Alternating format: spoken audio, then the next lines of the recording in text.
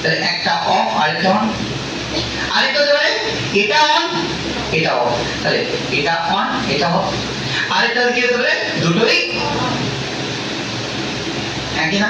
এই চারটির বাইরে এই দুটো সুইচ দিয়ে আর কোনো কম্বিনেশন কি তৈরি করা যায়?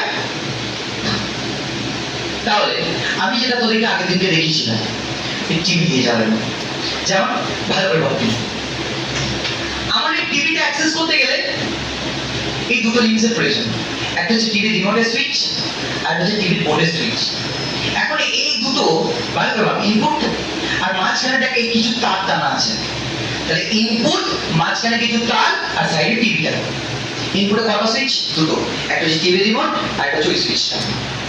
ঠিক এখন তুই এই অবস্থা ভাব দুটোই কি অফ, আউটপুট কি দিচ্ছে? এবার তুই ভাব আমি এটাকে অন করছি, পাওয়ার সুইচটা টিপছি অন, কিন্তু ওটা অফ, আউটপুট কি বল? অফ।